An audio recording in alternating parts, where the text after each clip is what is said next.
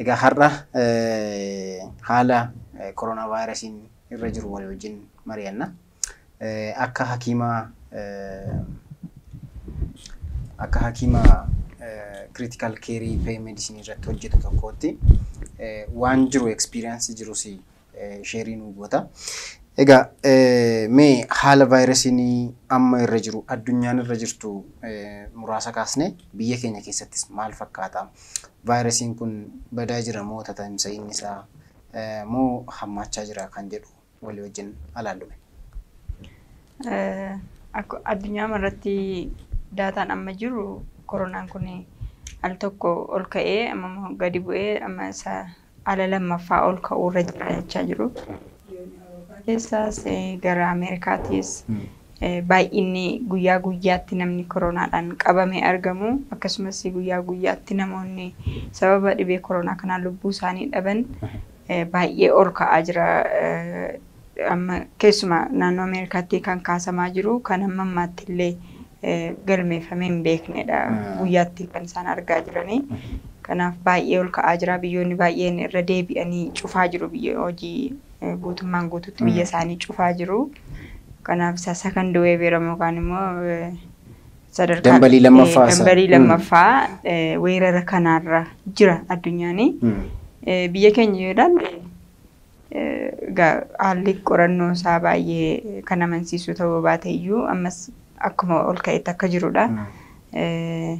Namni mana yaalaa dhufaa jira ammayyuu keessumaa nuuf warra kutaa namoonni baay'ee dhibaman ciisanii yaalaman keessa jiran lakkoofsi isaanii ammuma duraatti guuteema jira. Wanti namni irratee kutaan ICU yookaan lafti namni baay'ee dhibame ciisu kuni lafatti hafeen jiru ammallee guutuuma isaatu jira. Kanaaf gadi bu'eera jechuun hin dandeenyu. Garuu gara mana yaalaa dhaqanii namoonni ciisan lakkoofsaan hir'isaniiru amma. Sababni isaa namoonni mallattoon irratti hin argamne yookaan immoo mallattoo baay'ee xixinnoo ta'e qabanii fi koronaa qabaachuun isaanii qorannoodhaan mirkanaa'ee mana isaaniitti of yaaluu danda'an yoo ta'e adda of baasuu danda'u yoo ta'e namoonni akkasii mana yaalaa dhufaan jiran waan ta'eef lakkoofsaanii irrataa jira jechuudha. Egaa mee kutaa ICU keessa waan jiru sirriitti irra deebinee ilaalla. Haaluma addunyaan keessa jirtu keessa second wave kanaan dura kaasnee turre egaa dambalii lammaffaa kanaan dura biyya keenya Itoophiyaa Spanish flu kan jennu yookaan hidar bashitaan jennu second wave ittidha kan inni biyya keenya keessatti baay'ee namoota miidhe keessumaa ji'a sadaasanatti fakkaata. Hidar jechuun ji'a sadaasaa keessadha kan nama miidhe second wave keessatti. Egaa second wave biyyoota keessatti baay'ee ol ka'aa jiru. Keessa biyyoonni akka Awurooppaa keessatti argaman kanneen akka Spain, Itaalii biyyoonni kanaan dura lookii godhanii turan yookaan biyya isaanii cufanii turanii hojiitti deebi'anii ammas hojii cufaniiti wanni ta'aa keessumaa biyyoota Faransaayis cufuuf akka deemaa jirtu ibsanii jiru. Kanaaf haalli amma gara Awurooppaa keessa jiru baay'ee hammaataa ta'uu danda'a jedhamee yaadamanna. Sarratti ammas waan jennu yoo jiraate.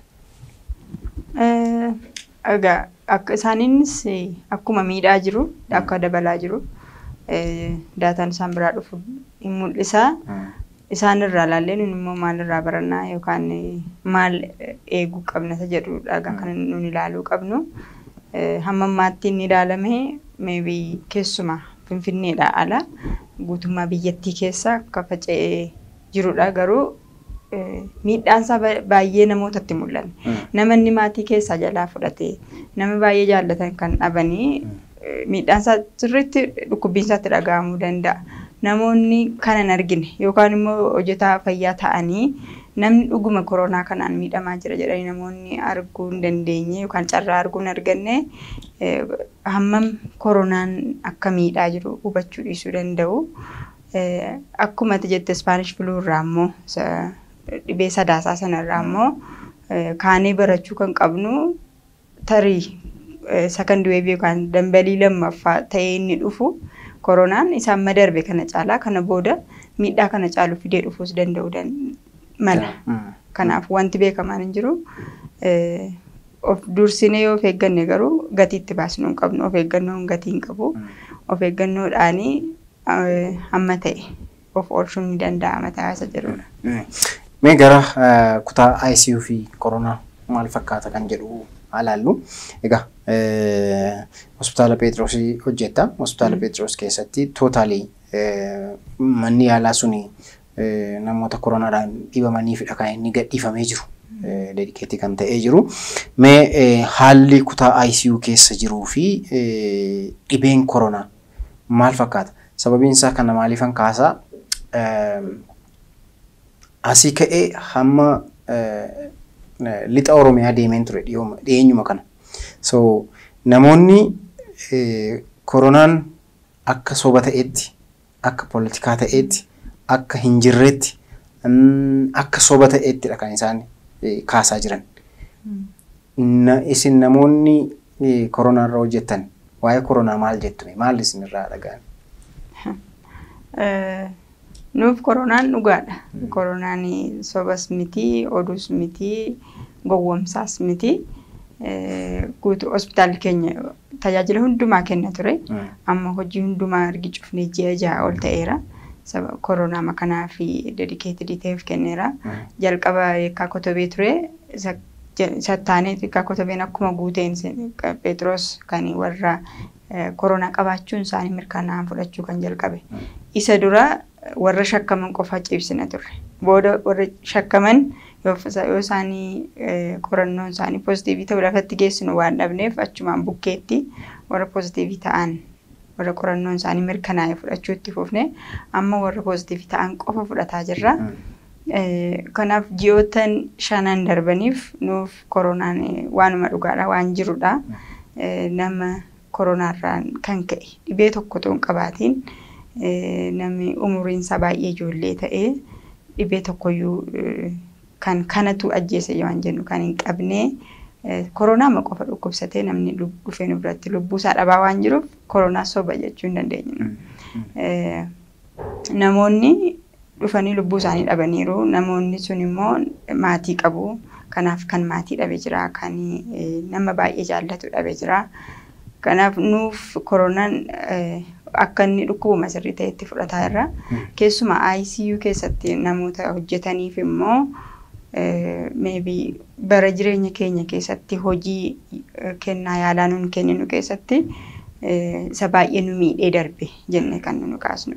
Egaa kana booda waan dhufu hin beeknu garuu amma irraatti waggoota muraasa yaala fayyaa keessa hojjennetti koronaan kun muuxannoo baay'ee namatti hin tolle, muuxannoo baay'ee nama dhukkubu, baay'ee nama gaddisiisu, baay'ee of qabu nama dadhabsiisu kan dabarsaa jiru. Guyyaa guyyaatti hirriba rafuu namoonni ijoolleen dadhaban jiru. Namoota kana arganii guyyaa guyyaatti yaalli fayyaa sammuu isaanii illee rakkisaa ta'ee kan dhaqanii yaala barbaadan jiru. Sababii namoonni kun dhiphina guddaa keessa darbanii fi kanaaf koronaan soba isa jedhu sana akka inni soba hin taane nuun mirkaneessuu barbaanna. Egaa mee kutaan ICU namoota akkam akkamiitu keessa jira amma? Achumaanis mudannoo yaala namoota yaaltan keessa namoonni ati utuu akkas ta'eera jettee sammuu kee keessatti qabdu namoota akkamiifaatu jirame? Utuu namni kun koronaan hin dhukkubfanne ta'e biyyaaf bu'aa buusuu danda'a, maatii isaaf bu'aa buusuu danda'a. Baay'ee na gaddisiise namni kun kanatti jettu. Yaa nama hundumtuu nama gaddisiisa. Akkansi egaa amma kan jiru nama koronaa dhukkubsate qofa nu bira kan jiru ICU keessa kan jiru guutummaan hospitaalichaas nama koronaa dhukkubsate qofaa yaala. Dhukkubni koronaa kun immoo dhukkuba sirna hargansuuti. Namoonni baay'ee arganuu dadhabaniitu kan egaa keessumaa ICU namni galu dura hospitaala gaafa galu wantoonni ilaalaman jiru. Wantoonni ilaalaman jiru hospitaala ergi galee booddee immoo lafa ICU hin taane lafa namoonni kamiyyuu ciisanii lafatti yaalaman jira. Achitti amma ta'e oksijiinii isaan barbaachisuu danda'a. Oksijiinii sanarra turu yoo ammi isaan oksijiinii barbaadan dabalaa deeme. Akkasuma argansuun isaanii dabalaa deeme kan qaamni isaanii tokko tokko dadhabaa yoo deemu gargaarsi isaaniif godhamu irra caalaan keessumaa yeroo koronaa kana dhibee argansuu gatii ta'ee fi baay'een isaanii dhibee argansuu gargaarsa argansuu argachuudhaaf kan isaan ICU dhufan yookaan arganuu dadhabanii oksijiniin qaama isaanii keessa jiru immoo baay'ee gadi bu'ee isaaf ICU dhufu. Ergi dhufanii egaa sadarkaa qaba akka sadarkaan itti yaallu haaluma dhibeen isaanii irra jiru laallee isa murteessina. Walumaa galatti maal fakkaatu dhibamtoonni koronaa kun jette hundumti isaanii haala baay'ee dhiphisaa ta'ee hafuura baafachuu dadhabanii qilleensaaf baay'ee wargamaadha kan isaan dhufanii isaaniin ilaalaa hojii hojjechuun baay'ee yeroo inni itti namatti ulfaatu jira. Dhiphina isaan keessa darban sana ilaalaa hojiima dura hojjettu illee sirriitti fokus gootee hojjechuudhaaf baay'ee yeroo inni itti rakkisaa ta'u jira. Haala kana keessa darbu. Keessumaa kan nuni yaadannu namni dhibee baay'ee yoo qabaate kana dura dhibee baay'ee yoo qabaate umuriin dulloomaa yoo ta'e namni du'a oolu hin jiru. Amma umuriin deemu garuu du'atti dhiyaate nutti fakkaata. Yeroo baay'ee ijoollee ta'an namni umurii 20 keessa 30 keessa jiru 40 keessa jiru ta'ee nama maatii isaaf baay'ee importanti ta'e jechuun namni kamiyyuu barbaachisaadha garuu namni maatii sana nyaachisu taanaan nama sanatu hojjetee maatii sana jiraachisa taanaan nama kana inni du'uunsaa nama kana qofa miti kan nuyi ilaallu maatiin isa duuba jiru meeqatu miidhamuu danda'a ijoollee meeqa guddisaa maatii dadhaboo yookaan maatii isaa dulloomoo meeqa gargaara namni kun kan jedhu keessumaa yeroo umuriidhaan gara ijoollee ta'anii namni isaan irratti hirkatee jiraatu baay'een akka jiru nuu gala haaluma qabatamaa biyya keenyaatiin isatu baay'ee keessumaa ulfaataa godha hojii keenya. Kan inni baay'ee yaadadhu keessumaa dhiyootti kan mudate namni 2 asoosaadha poozitiivii ta'anii mirmaraan isaanii mirkanaa'ee oksijiniin achi waan hin jirreef gara ambulaansiidhaan gara hospitaala keenyaa dhufaniiru.